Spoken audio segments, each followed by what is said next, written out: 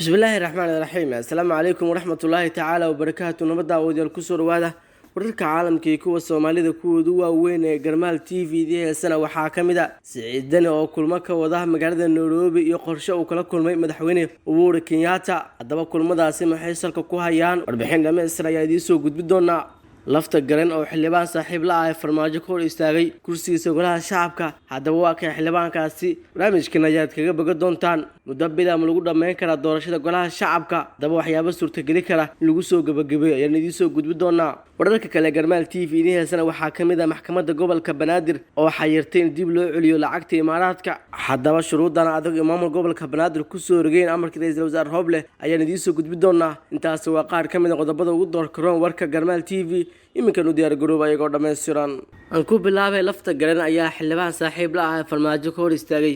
kursigiisa golaha shacabka waxaa maanta magaalada Baydhabo ka dhacday doorashada 5 kamid ah xildhibaanada golaha shacabka waxaana kamid ah kursi uu ku fadhiyay xildhibaan caan ah oo saaxiib la ah madaxweyne Maxamed Cabdullaahi Farmaajo kuraasta lagu dooranayo magaalada Baydhabo waxaa kamid ah hoob 110 dabo uu ku fadhiyay Ibraahim Isaaq Yaro xildhibaankan ayaa muddo dheer kursigaas ku fadhiyay ayaana laga reebay kadib markii awood u adeegsaday madaxweynaha koonfur galbeed Cabdicasiis Xasan Maxamed lafta garan xildhibaan Ibraahim Isaaq Yaro oo ahaa gudoomiyaha guddiga dib u eegista sharciga doorashada iyo asteynta kuraasta xildhibaanada ee laga soo saaray asanta hoob wuxuu taageero u ahaa madaxweyne Farmaajo isagoo dadaal u galay inuu kursiga ku soo laabto kaasoo taageero uga helay madaxweynaha Jamhuuriyadda Federaalka Soomaaliya Maxamed Cabdullaahi Farmaajo madaxweyne Cabdicasiis lafta garan ayaa si adag u hor yimaaday inuu markale xildhibaankaas ku soo laabto isagoo arrintaas la sheegay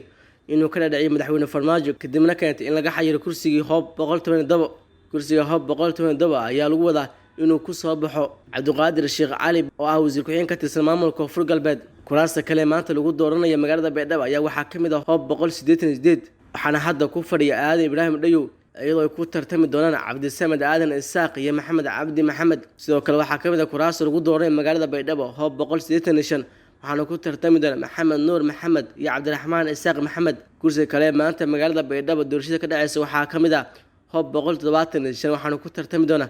Aadan Maxamed Ibraahim iyo Cabdirashiid Nuur kursiga ugu dambeeya maanta lagu dooran doono magaalada Baydhabo ayaa wuxuu yahay kursiga hoob 159 oo ku tartami doona Maxamed Barre Maxamuud iyo Cabdullaahi Maxamed Isaaq markana daawadayaal waxaa idin soo gudbinaynaa muddo bil ama lagu dhameyn karaa doorashada golaha shacabka waxaa xilligan shaki ballaaran la gelinaya in doorashada golaha shacabka lagu soo gabagabeeyo inta lagu jiro bisha Febraayo oo nagu soo wajahan kuraasta golaha shacabka ee la doorto ayaa aad u yar markii la eego ku harsan waana caqabad keeni karta in doorashada dib u dhacdo waqti loo cayimo oo dhawaan markii Muqdisho ku heshiiyeen golaha tashiga qaran ilaa iminka guud ahaan xildhibaanada la doorta ayaa tiradu gaaraysa 75 mudan waxaana dhiman 200 oo kale iyadoo kuraasta qaar aysan beelo ku heshiin qaabka doorashada ku dhici lahayd ama dadka ku matali lahayd inkastoo doorashada dhacday boob ahayd haddana maamulada kuraasta ugu badan doortay waxaa kamid ah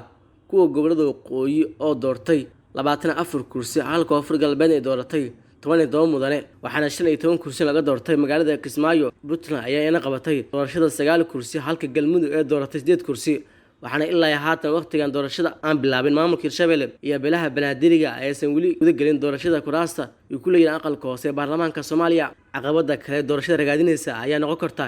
in kuraasta dhiman badankooda lagu dooranayo deegaan doorashada labaad waxaana jira deegaan aan la tagi karin sabab amni iyo khilaaf siyaasadeed oo ka jira arrimaha aan soo xusna badankood waa kuwa qasbay in golaha tashiga ay mar labaad isku soo laabtaan si waqti kale uga cayimaan doorashada aqalka hoose oo sida iminka la rumaysan ku socota hanaan booba markana daawadal waxaa idin soo gudbinaynaa maxkamadda gobolka Banaadir oo xayirtay dib loo celiyo lacagta imaaraadka maamul gobolka Banaadir ayaa horta ku sameeyay lacag imaaraadka loogu qabtay sanadkii 2018 gudaha magaalada Muqdisho oo dhawaana ra'iisul wasaare Roble amrin dib loo celiyo lacagtaasi gudoomiyaha maxkamadda gobolka Banaadir Dr. Cabdiqaadir Maxamed Xasan ayaa ku saxeexnaa warqad amarka ahayd oo shalay taariikh ahaan soo baxday isagoo sheegay in sifa sharci darro lacagta ku soo gashay dalka aan laga bixi karin dood ayaa ka timid sharci ahaanshaha in amarkan soo saar maxkamadda gobolka Banaadir maadaama aysan awood u lahayn sidii sheegeen sharci yaqaan arrintaas ka hadlay maalmo kor xiliyaha qaranka Suleymaan Maxamed Maxamuud ayaa faray hay'adaha ku shaqada leh in lacagtaas dib loogu celiyo dalka Imaaraadka Carabta ra'iisul wasaare Roble ayaa maanta u ambaxay Dubai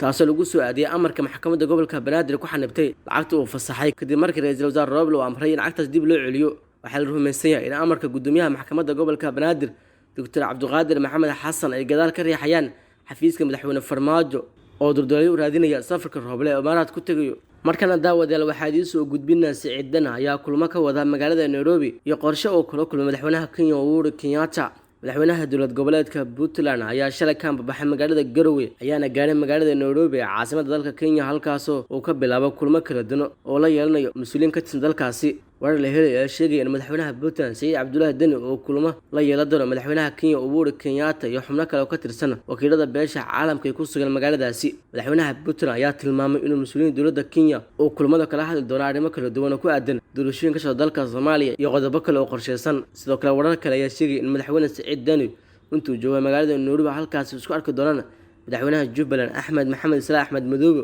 oo asna ku sii jeeda madaxweynayaasha dowlad goboleedka Jubbaland iyo Puntland. Saciid Cabdullaahi Dani iyo Axmed Madoobe ayaa ahaa isbahaysi siyaasadeed oo 4 sano soo dhaafay ku wajahay madaxweynaha madaxweynaha ka dhamaaday Maxamed Cabdullaahi Farmaajo. kulamadaas ayaa la sheegayaa in salka ku hayaan in Saciid Dani isku soo sharaxi doono madaxweynaha 4 sano soo socota. daawadayaal waxaad daawanaysaan warka Garmaal TV. markaana Jubbaland ayaa amar ku soo rogtay shirkadaha shidaalka keena Kismaayo.